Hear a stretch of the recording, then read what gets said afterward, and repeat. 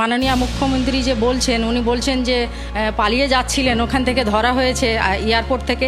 এটা একদমই মিথ্যা, এটা একদমই ভুল। কারণ হচ্ছে উনি পালিয়ে যাচ্ছিলেন না, উনি ডেলি দিনের মতোই উনি মামলা করে বাড়ি ফিরছিলেন বাগডোগরা থেকে কলকাতা। তো এটা কি ওনারা জানেন না? এটা কি টিকিট দেখেননি যে বলছেন যে বাইরে পালিয়ে যাচ্ছিলেন? উনি কোনো আসামি নয় যে উনি পালিয়ে যাবেন। আমি ভিডিও দেখেছি।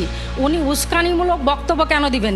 এইটা যদি মাননীয়া বলে থাকেন যে উনি উস্কানিমূলক বক্তব্য দিচ্ছেন বা বক্তব্য রেখেছেন, তাহলে বলুন।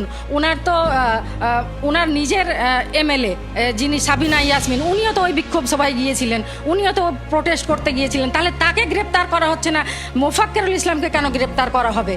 আপনারা এটা বলুন। আপনারা প্রশাসনকে জানবেন, আপনারা ভিডিওগুলো ভালোভাবে দেখবেন যে উনি প্রোটেস্টটা থামিয়েছে না বাড়িয়েছে।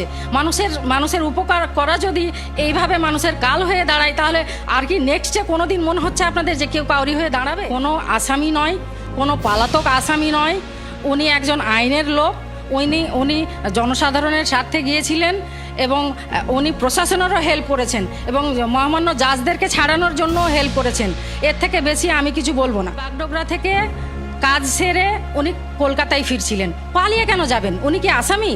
উনি কি ওইখানে কোনো দাঙ্গা লাগাতে গিয়েছিলেন? এটা মিথ্যা। ওনার কাছে এরকম অনেক টিকিট থাকে, কারণ উনি গোটা মোটামুটি বলতে পারেন পুরো রাজ্যের বাইরে উনি মামলা করে বেড়ান। ওইরকম টিকিট অনেক থাকতে পারে। এগুলো মিডিয়ার চক্রান্ত, অন্য কিছুই। এটাই বলবো যে আমার হাজব্যান্ড একদমই দোষী নয়। উনি প্রত্যেক দিনের মতোই, উনি জানেন আপনারা, উনি হাইকোর্টের আইনজীবী, উনি আইনের সঙ্গে যুক্ত। উনি প্রত্যেক দিনের মতোই উনি মামলা করার জন্য বাড়ি থেকে বেরিয়েছিলেন জলপাইগুড়ি যাওয়ার জন্য। এবারে রাস্তায় সেইখানে এই ঘটনা হয়। উনি কোনো দোষী নয়। আর আরেকটা কথা যেটা বলা হচ্ছে, মাননীয় মুখ্যমন্ত্রী যে বলছেন উনি বলছেন যে পালিয়ে যাচ্ছিলেন, ওখান থেকে ধরা হয়েছে এয়ারপোর্ট থেকে।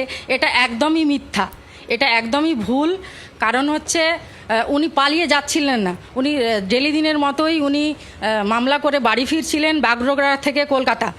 তো এটা কি ওনারা জানেন না? এটা কি টিকিট দেখেননি যে বলছেন যে বাইরে পালিয়ে যাচ্ছিলেন? উনি কোনো আসামি নয় যে উনি পালিয়ে যাবেন। আমি ভিডিও দেখেছি। উনি উস্কানিমূলক বক্তব্য কেন দিবেন? এইটা যদি মাননীয়া বলে থাকেন যে উনি উস্কানিমূলক বক্তব্য দিচ্ছেন বা বক্তব্য রেখেছেন, তাহলে বলুন। ওনার তো ওনার নিজের এমএলএ যিনি সাবিনা ইয়াসমিন, উনিও তো ওই বিক্ষোভ সভায় গিয়েছিলেন, উনিও তো প্রোটেস্ট করতে গিয়েছিলেন। তাহলে তাকে গ্রেপ্তার করা হচ্ছে না, মোফাক্কেরুল ইসলামকে কেন গ্রেপ্তার করা হবে? আপনারা এটা বলুন। আপনারা প্রশাসনকে জানবেন, আপনারা ভিডিওগুলো ভালোভাবে দেখবেন যে উনি প্রোটেস্টটা থামিয়েছে না বাড়িয়েছে। মানুষের উপকার করা যদি এইভাবে মানুষের কাল হয়ে দাঁড়ায়, তাহলে আর কি নেক্সটে কোনো দিন মনে হচ্ছে আপনাদের যে কেউ কাউরি হয়ে দাঁড়াবে?